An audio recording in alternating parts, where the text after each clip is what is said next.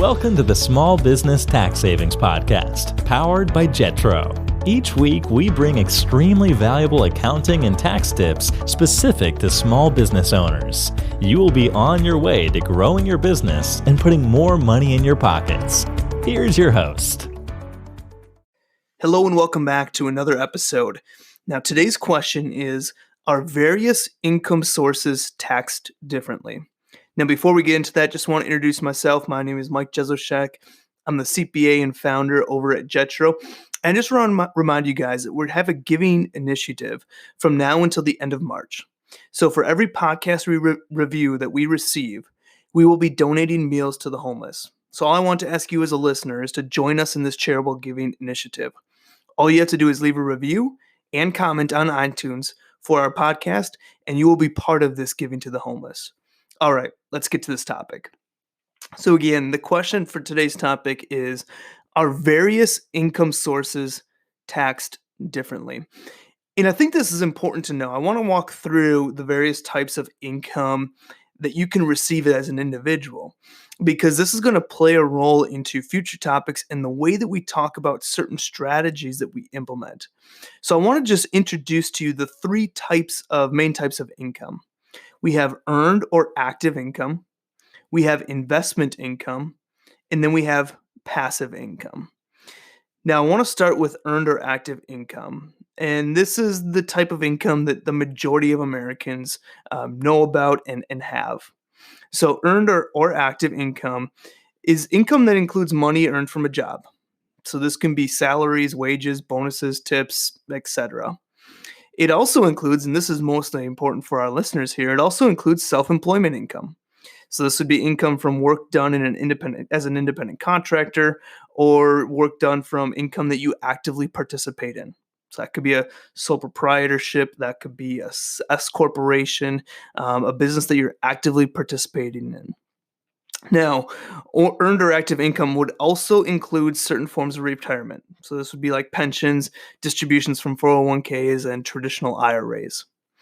Earned or active income is taxed at your normal income tax rates. So when you think of normal income tax rates and kind of those numbers and different brackets that fall into, that's what earned or active income is taxed at. Now, a key thing to note here is that if you're organized as a single member LLC or a partnership sometimes, you will get hit with a self-employment tax of 15.3%, and this is over and above that normal income tax rate. So let's say you're a single member LLC, a disregarded entity, and you make $100,000 in income. That's considered earned or active income. So you're going to pay taxes at your normal income tax rate, and then you're also going to pay self-employment tax of 15.3% over and above that on that self-employed income from that Schedule C. So that is a quick overview of earned or active income. Now I want to talk about investment income. And this category can include income that you basically get from investments, mainly interest income.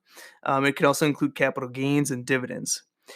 And for this category, there's different tax rules that apply to the various types of income in this category.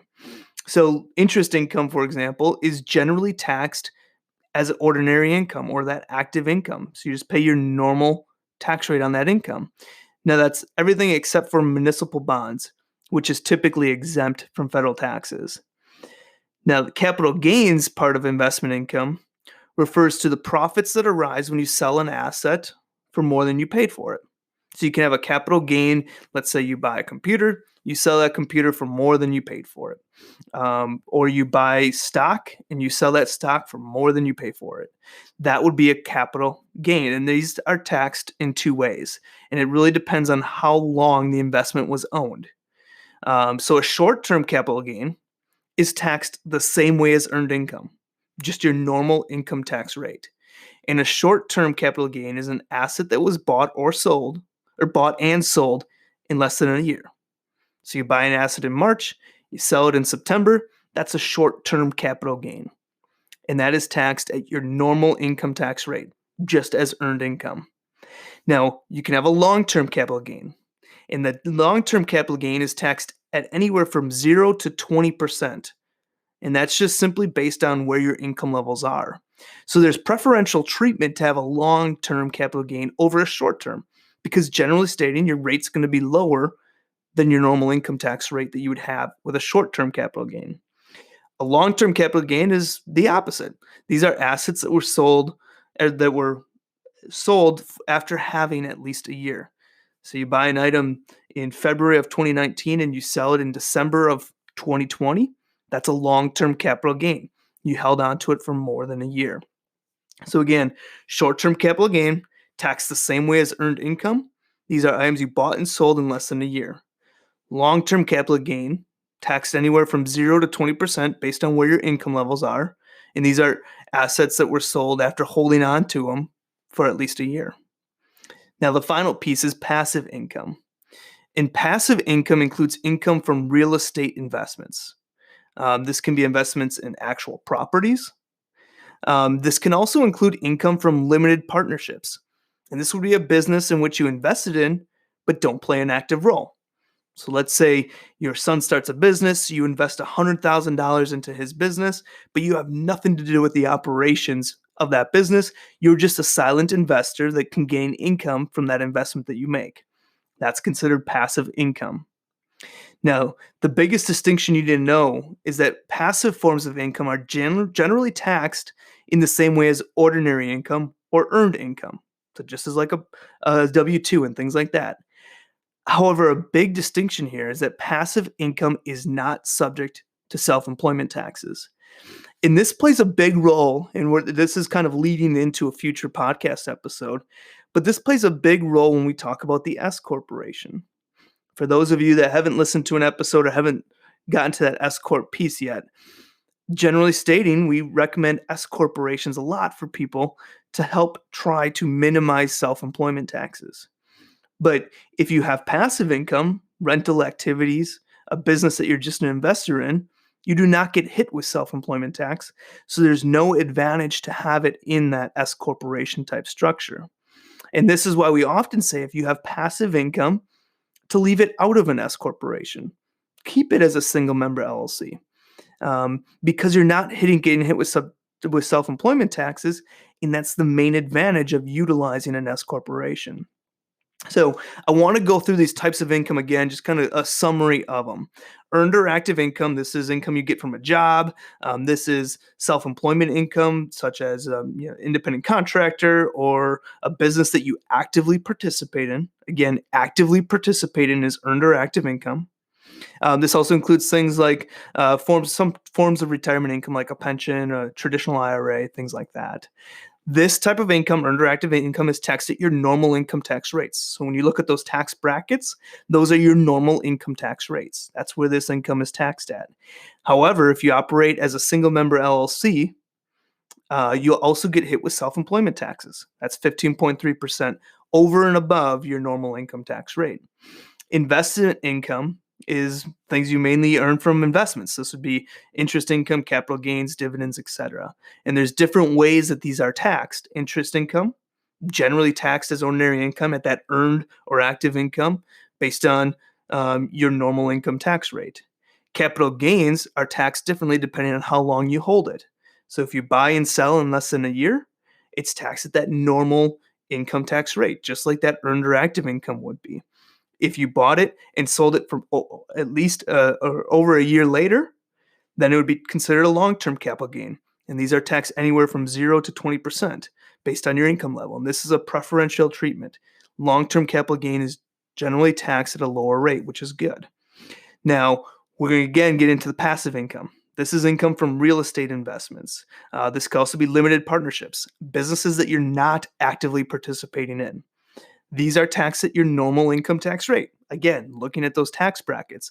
Key thing here is it's not subject to self-employment tax like it would be if you were a self-employed business owner.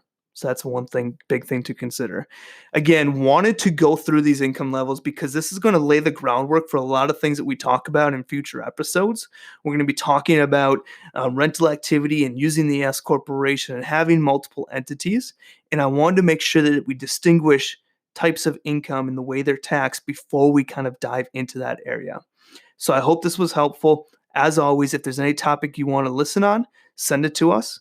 all of our topics this year are listener questions, and they're gearing every episode that we do is based on questions that our actual listeners are wanting to get answered. So again, hope this was helpful. I hope to see you taking part of our charitable contribution initiative this year. Just like we do with all of our clients, everything we do has a tie to a charitable giving, as we just believe in supporting those that are less fortunate. Thanks for joining on me this episode, and I will see you next week. Now, one last thing before I go. Don't forget to check out our podcast website at www.taxsavingspodcast.com. That's taxsavingspodcast.com. This is a great resource to go and check out our most recent episodes, as well as find extra items if you want to take what we discuss here and dive deeper.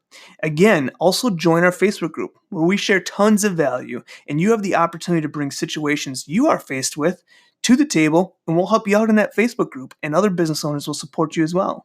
You can join by simply searching in Facebook for the Small Business Tax Secrets group.